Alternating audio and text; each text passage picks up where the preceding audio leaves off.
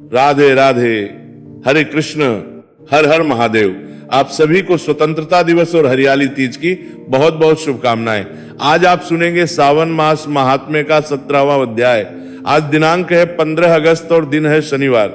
आज सावन मास के शुक्ल पक्ष की तृतीया तिथि शाम 5:29 तक रहेगी। इसके बाद में चतुर्थी तिथि प्रारंभ होगी। ब्रह्म मुहूर्त सुबह 4:31 से 5:29 तक रहेगा। सूर्योदय होगा 6:07 पर और सूर्यास्त शाम 6:55 पर। चंद्रास्त रात 8:43 पर हो जाएगा। आज सर्वार्थ सिद्ध योग बन रहा है, जिसमें शिव योग सुबह 7:08 तक रहेगा। बाद में सिद्ध योग प्रारंभ होगा। राहु काल सुबह 9 बजे से 10:30 बजे तक रहेगा। अब सुनिए सावन मास महात्म्य का 17वां अध्याय। सनद कुमार जी बोले, हे भगवान, हे पार्वतीनाथ, हे भक्तों पर करने वाले, हे दया सागर। अब आप दशमी तिथि का तो भगवान बोले, हे सनद कुमार, श्रावण मास के शुक्ल पक्ष की दशमी तिथि से यह व्रत आरंभ करें। पुनः प्रत्येक महीने में शुक्ल पक्ष की दशमी तिथि को यह व्रत करें। इस तरह 12 महीनों में इस उत्तम व्रत को करने के बाद श्रावण मास में शुक्ल पक्ष की दशमी तिथि पर इसका उद्यापन करें। राज्य की इच्छा रखने वाले राजपुत्र, उत्तम कृषि के लिए कृषक, व्यवसाय के लिए वैश्य पुत्र, पुत्र प्राप्ति के लिए गर्भिणी स्त्री, धर्म अर्थ काम की सिद्धि के लिए सामान्य जन, श्रेष्ठ वर्ग की अभिलाषा रखने वाली कन्या, यज्ञ करने की कामना करने वाले ब्राह्मण श्रेष्ठ, आरोग्य के लिए रोगी, दीर्घ काल तक पति के प्रदेश रहने पर उसके आने के लिए पत्नी, इन सबको तथा इसके अतिरिक्त अन्य लोगों को भी इस दशमी को व्रत करना चाहिए। जिस कारण जिसे कष्ट हो तब उसके निवारण हेतु उस मनुष्य को यह व्रत करना चाहिए। श्रावण में शुक्ल पक्ष की दशमी के दिन स्नान करके देवता का विधिवत पूजन कर घर के आंगन में 10 दिशाओं में पुष्प पल्लव, चंदन से अथवा जौ के आटे से अधिदेवता की शस्त्र वाहन युक्त स्त्री रूपा शक्तियों का अंकन करके नक्तवेला में 10 दिशाओं में उनकी पूजा करनी चाहिए। कृत मिश्रित अर्पण करके उन्हें अलग अलग दीपक प्रदान करना चाहिए। उस समय जो फल उपलब्ध हो वो भी चढ़ाना चाहिए।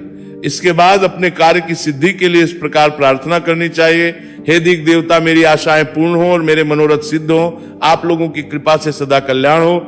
इस तरह विधिवत पूजा करके ब्राह्मण को दक्षिणा देनी चाहिए। हे दिक देवता, मेरी कार्य की सिद्धि के लिए मुनिश्रेष्ठ इसी क्रम से प्रत्येक महीने में दशमी तिथि का व्रत सदा करना चाहिए और 1 वर्ष तक करने के बाद उद्यापन करना चाहिए। अब पूजन की विधि कही जाती है। स्वर्ण अथवा चांदी या फिर आटे से ही 10 दिशाओं को बनवाएं। उसके बाद स्नान करके भली भांति वस्त्र आभूषण से अलंकृत होकर बंधु बांधवों के साथ भक्ति पूर्वक मन से 10 दिग देवताओं का पूजन करना चाहिए। घर के आंगन में क्रम से इन मंत्रों के द्वारा दिग देवताओं को स्थापित करें। इस भवन के और देवताओं तथा दानवों से नमस्कार किए जाने वाले इंद्र आपके ही समीप रहते हैं। आप इंद्री नामक दिग्गज देवता को नमस्कार है। हे आशय, अग्नि के साथ परिग्रह अर्थात विवाह होने के कारण आप अग्नि कही जाती है।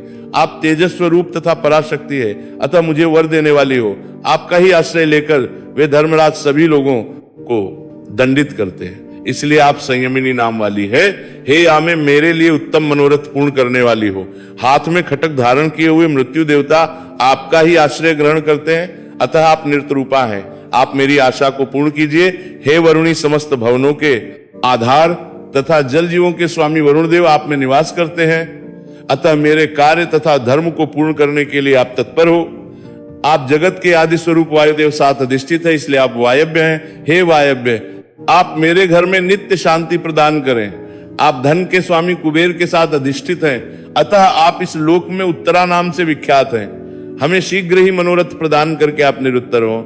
हे ईशानी, आप जगत के स्वामी शंभु के साथ सुशोभित होती हैं। हे सुबह, हे देवी, मेरी अभिलाषाओं को पूर्ण कीजिए। आपको नमस्कार है, नमस्कार है। आप समस्त के ऊपर अधिष्ठित हैं, सदा कल्याण करने वाली हैं और सनक आदि मुनियों से घिरी रहती हैं। आप सदा मेरी रक्षा करें, रक्षा करें। सभी नक्षत्र, ग्रह, तारागण तथा जो नक्षत्र माताएं हैं और जो भूत प्रेत तथा विघ्न करने वाले विनायक हैं, उनकी मैंने भक्ति युक्त मन से भक्ति पूर्वक पूजा की है। वे सब मेरे अभीष्ट की सिद्धि के लिए सदा तत्पर हों।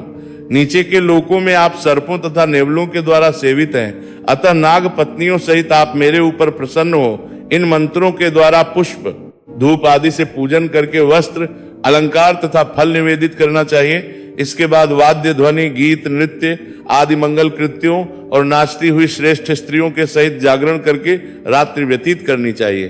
कुमकुम, अक्षत, ताबुल, दान, मान आदि के द्वारा भक्तिपूर्ण से उस रात्रि को सुखपूर्वक व्यतीत करके प्रातःकाल प्रतिमाओं की पूजा करके ब्राह्मण को प्रदान कर देनी चाहिए। इस विधि से व्रत को करके क्षमा प्रार्थना तथा प्रणाम करके मित्रों तथा प्रिय बंधुजनों को साथ लेकर भोजन करना चाहिए।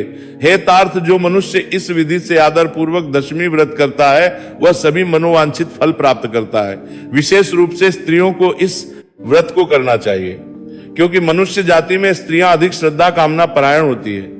हे मनुष्य श्रेष्ठ, धन प्रदान करने वाले, यश देने वाले, आयु बढ़ाने वाले तथा सभी कामनाओं का फल प्रदान करने वाले, इस व्रत को मैंने आपसे कह दिया। तीनों लोकों में अन्य कोई भी व्रत इसके समान नहीं है। हे ब्रह्मपुत्रों में श्रेष्ठ, वांछित फल की कामना करने वाले जो मनुष्य दशमी दसों दिशाओं की सदा पूजा करते हैं, उनके हृदय में स्थित सभी बड़ी बड़ी कामनाओं को वे दिशाएं फलीभूत कर देती हैं। इसमें अधिक कहने से क्या प्रयोजन। हे सनत कुमार, ये व्रत मोक्षदायक है, इसमें संदेह नहीं करना चाहिए। इस व्रत के समान ना कोई व्रत है और नहीं होगा। इस प्रकार श्रावण मास महात्म्य का आशा दशमी व्रत कथन नामक 17वां अध्याय पूर्ण हुआ। अब सुनिए घुश्मेश्वर ज्योतिर्लिंग की कथा। श्री सूत जी कहते हैं, अब मैं घुश्मेश नामक ज्योतिर्लिंग के प्रादुर्भाव का और उसके महात्म्य का वर्णन करूंगा। मुनिवरों ध्यान देकर सुनो। दक्षिण दिशा में एक श्रेष्ठ पर्वत है जिसका नाम देवग्रह है। वह देखने में अद्भुत तथा नित्य परम शोभा से संपन्न है। उसी के निकट कोई भारद्वाज कुल में उत्पन्न सुधर्मा नामक ब्रह्मवेदता ब्राह्मण रहते थे। उनकी प्रिय पत्नी का नाम सुदेहा था। वह सदाशिव धर्म के पालन में तत्पर रहती थी, घर के कामकाज में कुशल थी और सदा पति की सेवा में लगी रहती थी। श्रेष्ठ सुधर्मा भी देवताओं और अतिथियों के पूजक थे। वे वेद वर्णित मार्ग पर चलते और नित्य अग्निहोत्र किया करते थे। तीनों काल की संध्या करने से उनकी कांति सूर्य के समान उदय थी। वे वेद शास्त्र के मर्मज्ञ थे और शिष्यों को उन्हें करते थे। धनवान होने के साथ ही बड़े दाता भी थे। सौजन्य आदि सद्गुणों के भाजन थे। शिव संबंधी पूजन आदि कार्य में ही सदा लगे रहते थे। वे खुद तो शिव भक्त थे ही, शिव भक्तों से भी बड़ा प्रेम रखते थे। शिव भक्तों को भी वे बहुत प्रिय थे। ये सब कुछ होने पर भी उनका कोई पुत्र नहीं था। इससे ब्राह्मण को दुख तो होता था, परंतु उनकी पत्नी उनसे भी अधिक दुखी रहती थी। पड़ोसी दूसरे लोग भी उन्हें ताना माना करते थे। वह पति से बार बार पुत्र के लिए प्रार्थना करती थी। पति उसको ज्ञान उपदेश देकर समझाते थे, परंतु उसका मन नहीं मानता था। आखिरकार ब्राह्मण ने कुछ उपाय भी किया, परंतु वो सफल नहीं हुआ। तब ब्राह्मणी ने अत्यंत दुखी होकर बहुत हट करके अपनी बहन उष्मा से अपने पति का दूसरा विवाह करा दिया। विवाह से पहले सुधर्मा ने उसको समझाया कि इस समय तो तुम अपनी बहन से प्यार कर रही हो, परंतु जब इसके पुत्र हो जाएगा तब इससे स्पर्धा करने लगोगी। तब उसने वचन दिया कि मैं अपनी बहन से कभी नहीं करूंगी। विवाह हो जाने पर घुश्मा दासी की तरह बड़ी बहन की सेवा करने लगी। सुदेहा भी उसे बहुत प्यार करती थी। घुश्मा अपनी शिवभक्ता बहन की आज्ञा से नित्य 101 पार्थिव शिवलिंग बनाकर विधि पूर्वक पूजा करने लगी। पूजा कर वो पास के ही तालाब में उनका विसर्जन कर देती थी। शंकर जी की कृपा से उसके एक सुंदर सौभाग्यवान और सद्गुण संपन्न पुत्र हुआ। घुश्मा का मान कुछ बढ़ा, इससे सुदेहा के मन में डहा पैदा हो गई। समय पर उस पुत्र का विवाह भी हुआ। पुत्र वधू घर में आ गई। अब तो वो और भी जलने लगी। उसकी बुद्धि भ्रष्ट हो गई और एक दिन उसने रात में सोते हुए पुत्र को छुरे से उसके शरीर के टुकड़े टुकड़े करके मार डाला और कटे हुए अंगों को उसी तालाब में ले जाकर डाल दिया। जहां पर प्रतिदिन पार्थिव लिंगों का विसर्जन करती थी, पुत्र के अंगों को उस तालाब में फेंक कर वो वापस लौट आई और घर में सुख पूर्वक सो गई। सवेरे उठकर प्रतिदिन का पूजन आदि कर्म करने लगी। श्रेष्ठ ब्राह्मण सुधर्मा स्वयं भी नित्य कर्म में लग गए। इसी समय उनकी ज्येष्ठ पत्नी सुदेहा भी उठी और बड़े आनंद से घर के कामकाज करने लगी, क्योंकि उसके हृदय में पहले जो ईर्ष्या की आग थी वो अब बुझ गई थी। प्रातःकाल जब बहू ने उठकर पति की शैया को देखा तो वह खून से भीगी दिखाई दी। उस पर मांस के कुछ टुकड़े भी दिखाई दिए। इससे उसको बड़ा दुख हुआ। उसने सास अर्थात घुश्मा के पास जाकर पूछा, उत्तम व्रत का पालन करने वाली आर्य, आपके पुत्र कहाँ गए? उनकी शैया तो रक्त से भीगी हुई है और उस पर मांस के कुछ टुकड़े भी दिखाई दे रहे हैं। हाय, मैं मारी गई, किसने दुष्कर्म किया है? ऐसा कहकर वह बेटे की प्रिय पत्नी अर्थात सुदेहा की बहुत तरह तरह से करुण विलाप करती रोने लगी। सुधर्मा की बड़ी पत्नी सुदेहा भी उस समय हाय में मारी गई। ऐसा कहकर दिखावटी दुख में डूब गई। उसने ऊपर से तो दुख किया, किंतु मन ही मन वह हर्ष से भरी हुई थी। घुष्मा भी उस समय उस वधू के दुहक को सुनकर अपने नित्य पार्थिव पूजन के व्रत से विचलित नहीं हुई। उसका मन बेटे को देखने के लिए तनिक भी उत्सुक नहीं हुआ। उसके पति की भी ऐसी ही अवस्था थी। जब तक नित्य नियम पूरा नहीं हुआ तब तक उन्हें दूसरी किसी बात की चिंता नहीं हुई। दोपहर को पूजन समाप्त होने पर घुष्मा ने अपने पुत्र की भयंकर शैया पर दृष्टिपात किया। फिर भी उसके मन में बिल्कुल भी दुख नहीं हुआ। वह सोचने लगी कि जिन्होंने ये बेटा दिया था वही इसकी रक्षा करेंगे। वे प्रिय कहलाते हैं, काल के भी काल हैं और सत्पुरुषों के आश्रय हैं। एकमात्र वे प्रभु सर्वेश्वर शंभु ही हमारे रक्षक हैं। वे माला गूंथने वाले पुरुष की तरह जिनको जोड़ते हैं उनको अलग भी करते हैं। अतः अब मेरी चिंता करने से क्या होगा? इस तत्व का विचार करके उसने शिव जी के भरोसे धैर्य धारण किया और उस समय दुख का अनुभव नहीं किया। वो पहले की तरह पार्थिव शिवलिंगों को लेकर स्वस्थ चित्त से शिव जी के नामों का उच्चारण करती हुई उस तालाब किनारे गई। उन पार्थिव लिंगों को तालाब में डालकर जब वह लौटने लगी तो उसे अपना पुत्र उसी तालाब के किनारे खड़ा दिखाई दिया। सूत जी कहते हैं, ब्राह्मणों, उस समय वहां अपने पुत्र को जीवित देखकर उसकी माता घुष्मा को ना तो हर्ष हुआ ना ही दुख, बल्कि वो पूर्ववत स्वस्थ बनी रही। इसी समय उस पर संतुष्ट हुए ज्योति स्वरूप महेश्वर शिव शीघ्र ही उसके सामने हो गए। शिव जी बोले, सुमुखी मैं तुम पर प्रसन्न हूं। वर मांगो, तेरी दुष्टा सौत ने तो इस बच्चे को मार डाला था, अतः मैं अब उसे त्रिशूल से मारूंगा।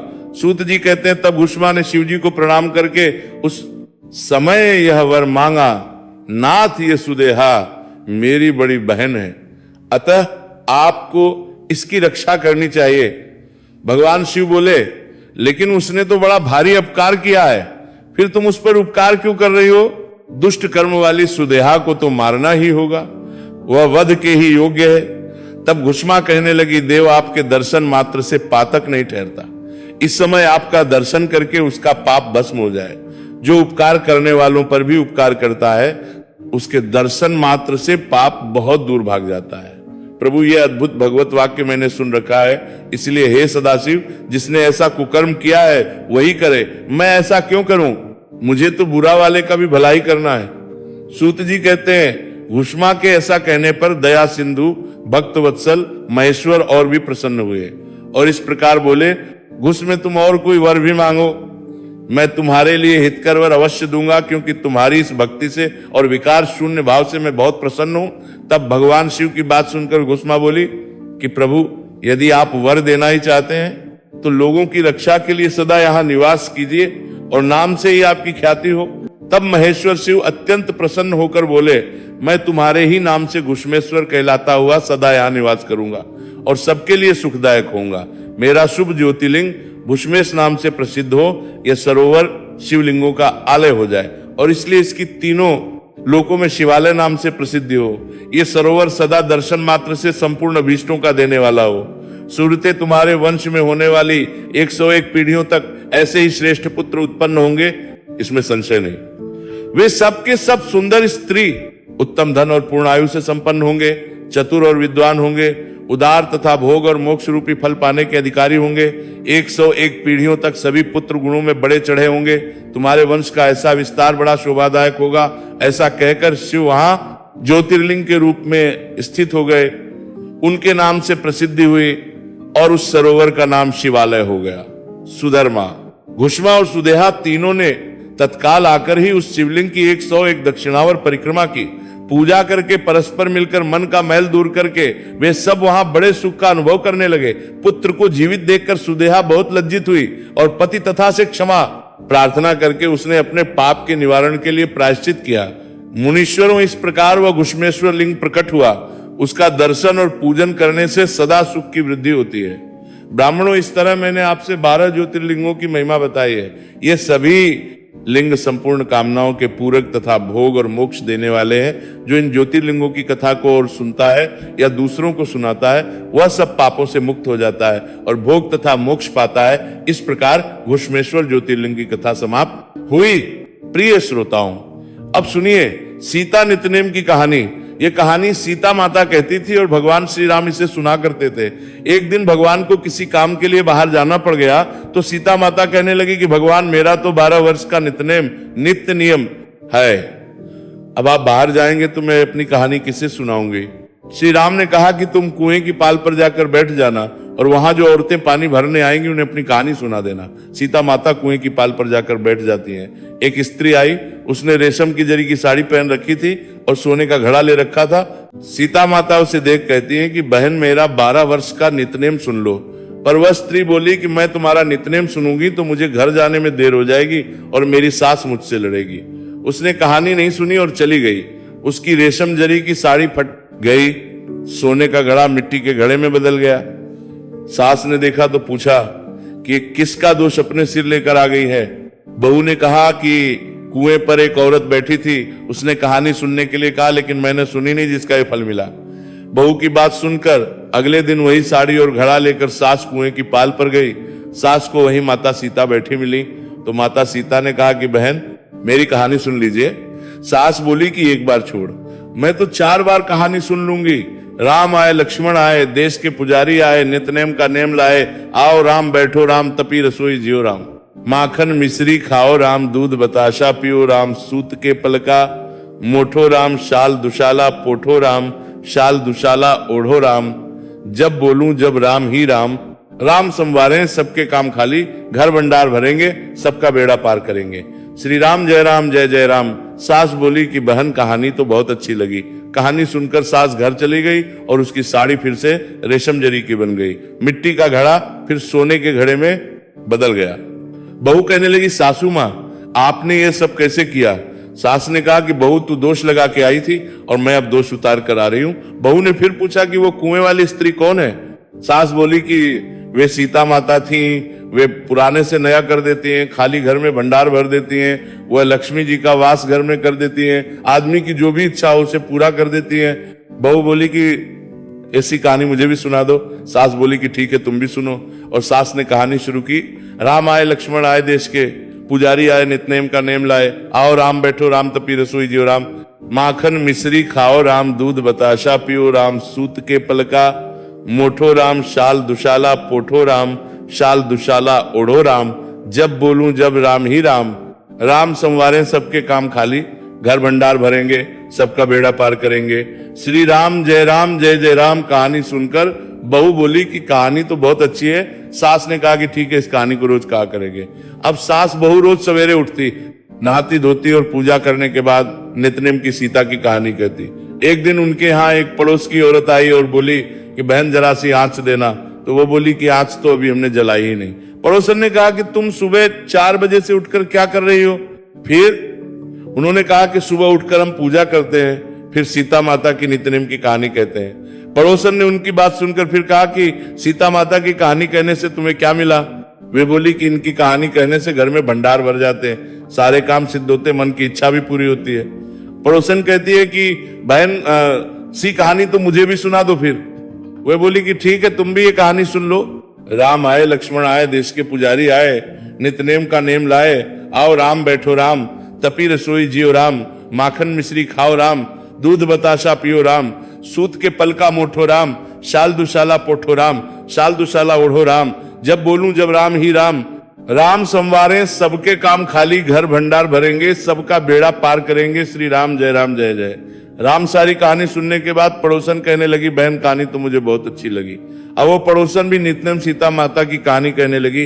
कहानी कहने से सीता माता ने पड़ोसन के भी भंडार भर दिए। अब तो पूरे मोहल्ले में नित्यनेम की कथा चल पड़ी, हर किसी की मनोकामना पूरी होने लगी। हे सीता माता, जैसे आपने उनके भंडार भरे वैसे ही आप हमारे भी भंडार भरना। कहानी सुनने वाले के भी और हुंकार भरने वाले के भी। सभी प्रेम से बोलिए सीता माता की जय।